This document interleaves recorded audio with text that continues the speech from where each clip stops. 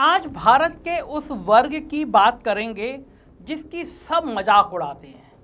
मजाक राजनेता इसलिए उड़ाते हैं कि उनको पता है कि ये वर्ग हमारा अपना है। हम इसको कितना भी गरियाएंगे, कितना भी लतियाएंगे, तब भी ये हमारे कहने से ताली बजाएगा, थाली बजाएगा, क्योंकि ये मध्यम वर्ग है।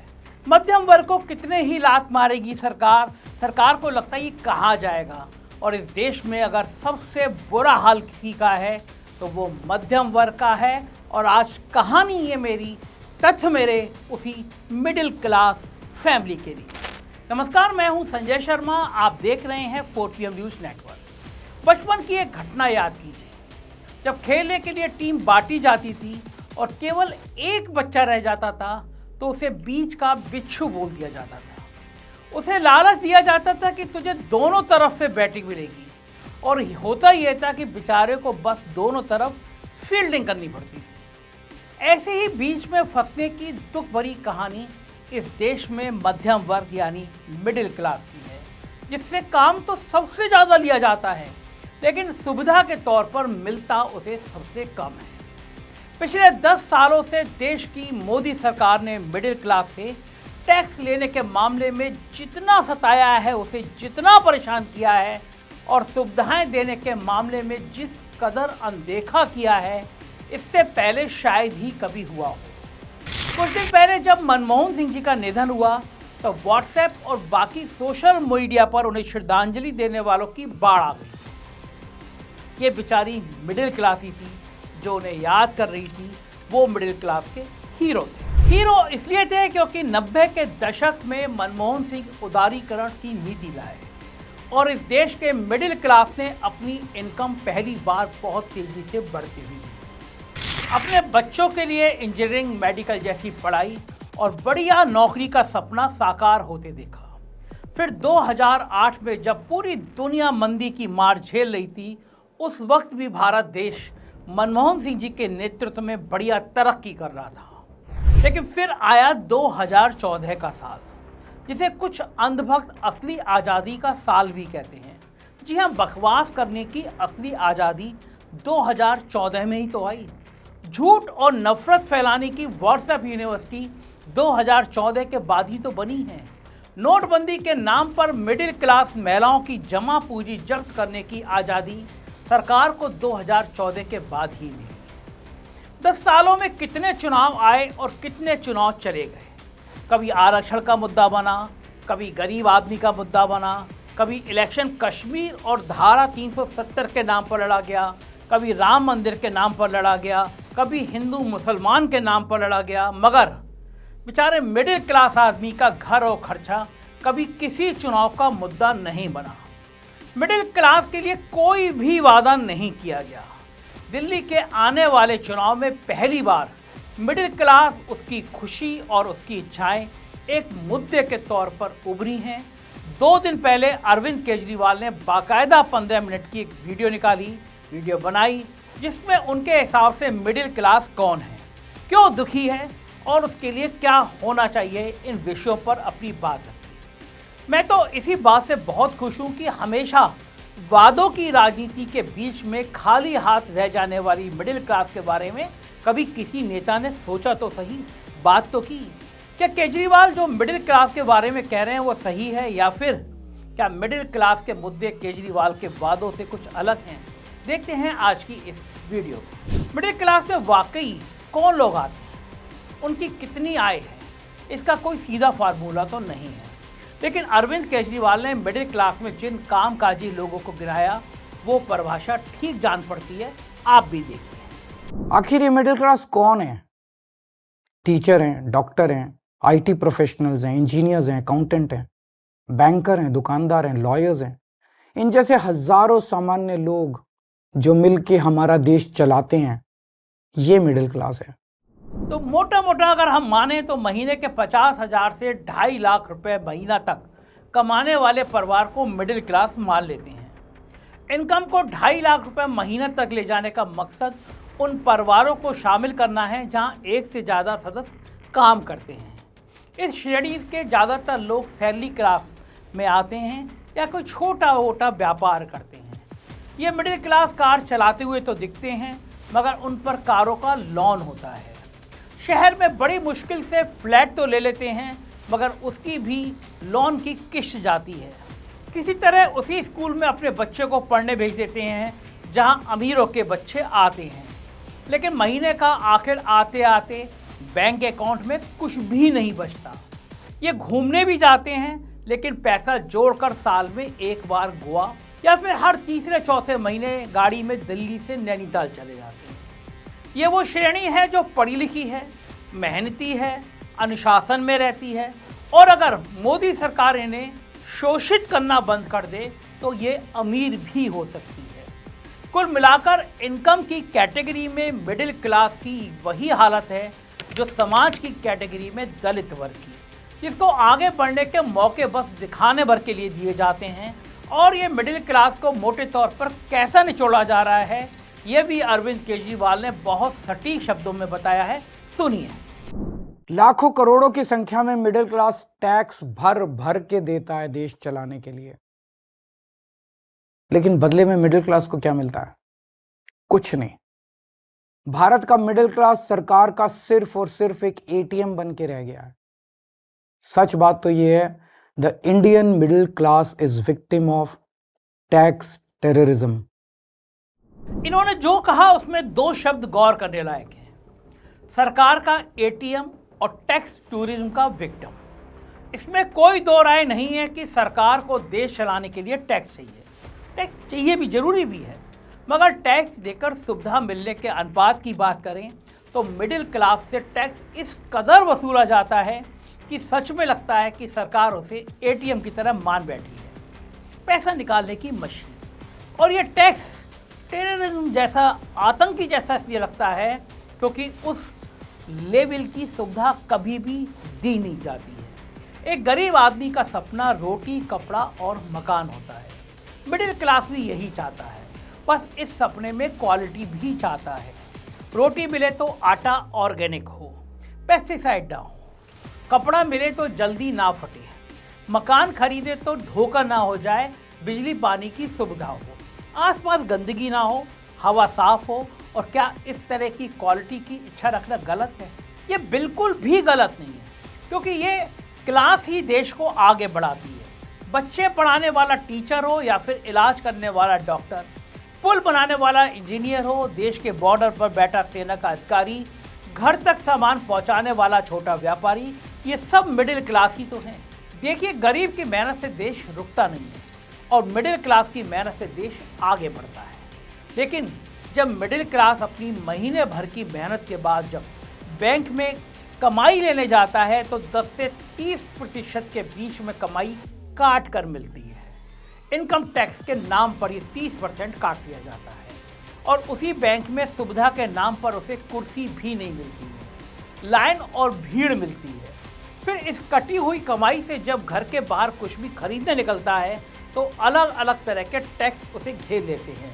इनकम टैक्स डिपार्टमेंट में बड़े अधिकारी रह चुके केजरीवाल इन टैक्सों को बिना सांस लिए गिनवा रहे हैं। देखिए, आपको पता है, अगर एक मिडिल क्लास परिवार साल में 10-12 लाख रुपए कमाता है तो income tax, GST, toll tax, education cess, sales tax, property tax, corporate tax, service tax, registration tax, capital gain tax वगैरह वगैरह वगैरह, ये सारे टैक्स मिला के एक मिडिल क्लास की 50% से ज्यादा आमदनी केवल और केवल सरकार को टैक्स देने में चली जाती है। क्या केजरीवाल सही कह रहे हैं या भावुक होकर कुछ ज़्यादा ही बोल गए?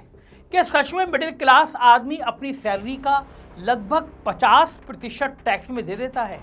देखिए, हमारे देश में सामान और सर्विसेज पर लगने वाले टैक्स को गुड्स एंड सर्विसेज टैक्स बोलते हैं, यानी जीएसटी। इसकी अधिकतम सीमा 28% तक है और ये अधिकतम है। कुछ चीज़ों पर 5% टैक्स भी है और रोज़मर्रा की काफ़ी चीज़ें जैसे अनाज, सब्जियां, कुछ तरह के फल और ड्राई फ्रूट्स भी ऐसे हैं जिन पर कोई टैक्स नहीं है। फिर एक बात और है, जितना टैक्स जीएसटी के नाम पर लिया जाता है उसमें केंद्र और राज्य की बराबर बराबर भागीदारी होती है। मतलब टैक्स राज्य की सरकार भी ले रही है, केजरीवाल भी ले रहे हैं और कुछ हद तक लेना जरूरी भी है, क्योंकि इसी पैसे से सरकार देश चलाती है। पुलिस की सैलरी जाती है, सरकारी अस्पताल और स्कूल चलते हैं। इसलिए सरकार कम से कम टैक्स लेकर उसका ज़्यादा से ज़्यादा सही इस्तेमाल करे तो कोई समस्या नहीं है। दिक्कत वहाँ आती है जब किसी सरकार की मंशा ज़्यादा से ज़्यादा टैक्स लेने की हो और काम बिल्कुल कम हो रहा हो। जैसे हमारी फाइनेंस मिनिस्टर निर्मला सीतारमण जी ढूंढ कर ऐसे टैक्स ला रही हैं कि मिडिल क्लास के पास गलती से भी कुछ बचत बच ना जाए। पिछले दिनों पुरानी गाड़ी के बेचने पर ही मैडम ने टैक्स लगाया। एक बेचारा मिडिल क्लास आदमी पुरानी गाड़ी बेचता है, उस पैसे में थोड़े और पैसे मिलाता है और एक नई गाड़ी लेने का सपना भी चैन से देख नहीं सकता। पुरानी गाड़ी की कीमत को भी इनकम बना दिया। अब या तो कोई आदमी ढूंढो जो पुरानी गाड़ी सीधे खरीद ले आपसे, तब तो टैक्स नहीं है, मगर कार24 जैसी कंपनी में गाड़ी बेच दी तो मार्जिन में 18% टैक्स लग जाएगा। इसी तरह पिछले बजट में निर्मला जी ने कैपिटल गेंस टैक्स की परिभाषा को बदल दिया, जिससे मकान बेचने पर भी टैक्स बहुत ज़्यादा बढ़ गया है। क्योंकि long term capital gains tax को तो 20% से घटाकर 12% कर दिया, लेकिन इंडेक्स बेनिफिट हटा दिया। यानी वक्त के साथ मकान की बढ़ती कीमत पर एक हद तक छूट दी, क्योंकि समय के साथ साथ चीज़ों के दाम बढ़ते हैं। मगर मोदी सरकार ने कहा कि 20 साल पहले अगर मकान जिस कीमत पर खरीदा और आज कीमत दोगुनी या 3 गुनी हो गई तो ये सब आपकी इनकम है। मिडिल क्लास इनकी चालाकी पकड़ गई, बहुत विरोध हुआ, तब कहीं जाकर ये ऑप्शन दिया गया कि पुराना तरीका भी इस्तेमाल कर सकते हैं। गाड़ी और मकान तो छोड़िए, पॉपकॉर्न तक को इन्होंने नहीं छोड़ा। नमकीन पॉपकॉर्न खाओगे तो कम टैक्स लगेगा, मीठा करके खाओगे तो ज़्यादा टैक्स लगेगा। पेट्रोल जैसी बेसिक चीज़ को ज़्यादा टैक्स के लालच में आज तक मोदी सरकार जीएसटी के दायरे में नहीं लाई। एक्साइज ड्यूटी और वैट के नाम पर लगभग 40% टैक्स लिया जाता है। मिडिल क्लास कुछ खरीदने जाए तो भी टैक्स, कुछ बेचने जाए तो भी टैक्स। इन सब चीज़ों को जोड़ लिया जाए तो वाकई में आधी इनकम टैक्स में जा रही है, क्योंकि अजीब व गरीब टैक्स लगने से सामान की कीमत दोगुनी हो जाती है। सोशल मीडिया पर एक स्टोरी बड़ी वायरल हुई थी, कैसे 11 लाख की गाड़ी हमें 20 लाख में मिलती है। GST, cess, road tax, insurance वगैरह सब मिलाकर गाड़ी की कीमत लगभग दोगुनी हो जाती है। इसी तरह से अगर एक मिडिल क्लास आदमी घर लेना चाहे तो घर की कीमत से उसकी कमाई काफ़ी ज़्यादा होना चाहिए, क्योंकि पहले वो 20 से 30% इनकम टैक्स देगा, फिर 6% तक स्टाम्प ड्यूटी देगा। अगर लोन लेना पड़ा तो उस पर 10% के आसपास ब्याज देगा। इसलिए वाकई मिडिल क्लास का 50% के आसपास पैसा सिर्फ टैक्स में जा रहा है। केजरीवाल ने मोदी सरकार के सामने मिडिल क्लास के लिए 60 डिमांड रखी है, जो उनके हिसाब से मिडिल क्लास को मिलना चाहिए। मगर क्या ये काफ़ी हैं? ये समझने से पहले जरा वो 7 डिमांड सुन लेते हैं। आज मैं केंद्र सरकार से 7 डिमांड कर रहा हूं, 7 पॉइंट डिमांड्स मिडिल क्लास की तरफ से। पहला, शिक्षा का बजट 2% से बढ़ा के 10% किया जाए। प्राइवेट स्कूलों की फीस पे लगाम लगाई जाए पूरे देश में। दूसरा, उच्च शिक्षा के लिए, हायर एजुकेशन के लिए सब्सिडी और स्कॉलरशिप्स दी जाएं। तीसरा, हेल्थ का बजट भी बढ़ा के 10% किया जाए और हेल्थ इंश्योरेंस से टैक्स हटाया जाए। चौथा, इनकम टैक्स की छूट की सीमा को 7 लाख से बढ़ा के कम से कम 10 लाख किया जाए। पांचवा, एसेंशियल कमोडिटीज के ऊपर, आवश्यक वस्तुओं के ऊपर से जीएसटी खत्म किया जाए। छठा, सीनियर सिटीजन्स के लिए मजबूत रिटायरमेंट प्लान और पेंशन की योजनाएं बनाई जाएं और देश भर में सभी सरकारी और प्राइवेट अस्पतालों में सीनियर सिटीजन्स को मुफ्त और अच्छा इलाज दिया जाए। और सातवां, बुजुर्गों को पहले रेलवे में 50% कंसेशन मिलता था जो बंद कर दिया गया, उसे दोबारा चालू किया जाए। डिमांड तो गलत नहीं है, लेकिन मेरे हिसाब से कम है। आजकल इंजीनियर बनने में 20 लाख रुपए कम से कम लग रहे हैं और डॉक्टर बनने के लिए तो 80 लाख से 1 करोड़ रुपए चाहिए। इस पर कायदे से लगाम लगनी चाहिए। 10 लाख तक जीरो इनकम टैक्स की डिमांड भी कम है। मिडिल क्लास का असली भला तब होगा जब कम से कम 15 लाख रुपए की सालाना इनकम पर टैक्स ना हो, तभी शायद एक मिडिल क्लास परिवार लोन और ब्याज के पिंजड़े से खुद को बचा सकता है और 2 पैसे बचा पाएगा। अगर अमीर आदमियों के लाखों करोड़ रुपए का कॉर्पोरेट टैक्स कम किया जा सकता है तो थोड़ी सी कायदे की रियायत मिडिल क्लास को भी मिलना चाहिए। मिडिल क्लास डिजर्व करती है। केजरीवाल एक बात और भूल गए, मिडिल क्लास आत्मसम्मान से भरी हुई रहती है। आप किसी रिटायर्ड बुजुर्ग आदमी से बात कीजिए, वो पेंशनर होगा, उसको चुनने का मौका दिया जाए कि रेल के भाड़े में 50% रियायत या फिर साफ सुथरी रेल, तो वो साफ सुथरी रेल चुनेगा। मिडिल क्लास सरकार से कुछ भी फ्री नहीं चाहता है।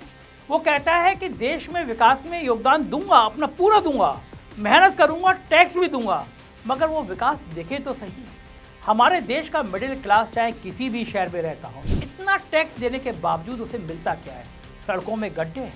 ना वो अपने बच्चे को सरकारी स्कूल में पढ़ाता है और ना ही सरकारी अस्पताल में इलाज कराता है। प्राइवेट स्कूल और कॉलेज की फीस उसकी कमर तोड़ देती है और इन सब के बावजूद वो सुख की सांस ले नहीं पाता। एक अमीर आदमी की बड़ी सी गाड़ी को तो रात का उसका चौकीदार देख लेता है, उसकी देखभाल करता है, लेकिन एक मिडिल क्लास की छोटी सी कार की बैटरी चोर खोल के ले जाती है। सड़क पर उसकी बीवी चलती है तो गले से चैन खींच ली जाती है। ये हर शहर का हाल है। लेकिन दिल्ली तो देश की राजधानी है, यहाँ कुछ बेहतर होना चाहिए। यहाँ की पुलिस भी सीधी मोदी सरकार के नाक के नीचे है, अमित शाह की देखभाल में है। लेकिन दिल्ली में अपराध का ग्राफ जितनी तेजी से बढ़ा है वो हमें दिख रहा है। हमारे देश में तो फिर भी 30% इनकम टैक्स है। यूरोप के देशों में 45% तक टैक्स है, मगर इन विकसित देशों में अगर टैक्स ज़्यादा है तो सुविधा इससे कहीं ज़्यादा है। वहाँ के पब्लिक स्कूल कम फीस में या फ्री में हर किसी को अच्छी शिक्षा देते हैं। सड़कें बेहतरीन हैं, हवा साफ है, आप बीमारी नहीं पड़ेंगे। नदियों का पानी साफ है। हमारे शहरों की तरह नहीं है जहाँ हवा जहरीली है और नदियाँ नालों में बदल चुकी हैं। अब क्योंकि पहली बार किसी नेता ने मिडिल क्लास की बात सामने से की है, तो वीडियो के अंत में मैं दिल्ली के सब्सक्राइबर की तरफ से केजरीवाल जी को भी संदेश देना चाहता हूँ। मिडिल क्लास की 4 बड़ी डिमांड्स रखना चाहता हूँ जो केजरीवाल पूरी कर सकते हैं। सारी डिमांड्स केंद्र सरकार नहीं पूरी करेगी, मोदी जी से तो वैसे भी उम्मीद बिल्कुल नहीं है। डिमांड नंबर 1, यमुना को साफ कराइए। आप पढ़े लिखे नेता हैं, इसलिए कोई तरीका सोचें, इनोवेशन करें, किसी भी तरह यमुना को और गंदी होने से रोकें। दिल्ली में आने से बिल्कुल पहले हरियाणा के सोनीपत जिले के इंडस्ट्रियल प्लांट्स का कचरा सीधा यमुना में गिरता है। यहाँ भाजपा सरकार है। केजरीवाल जी अगर हरियाणा सरकार कुछ नहीं करती है तो बेशक उनके खिलाफ सुप्रीम कोर्ट चले जाएं।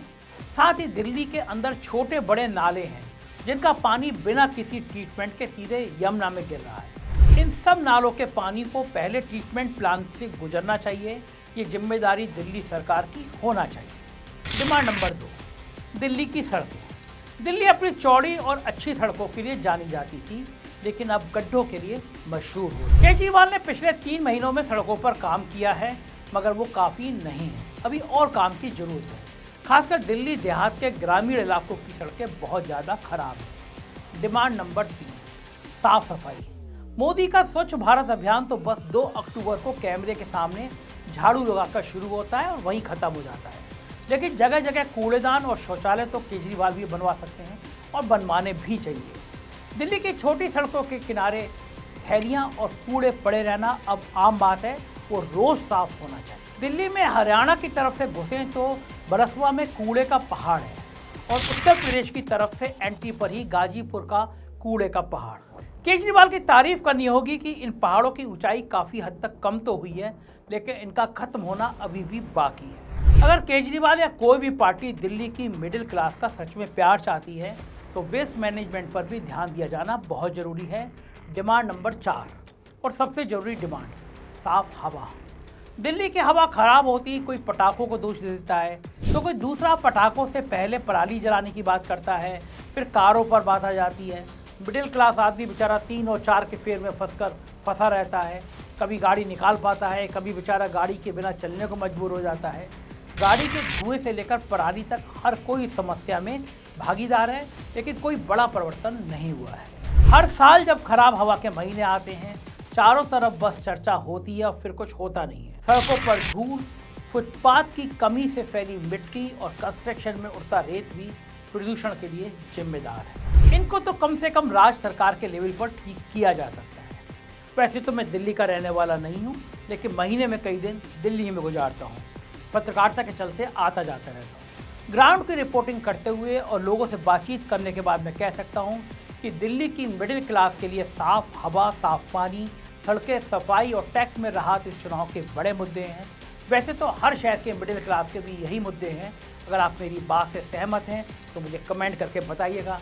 चैनल को सब्सक्राइब और ज्वाइन जरूर कीजिएगा। शुक्रिया, थैंक यू।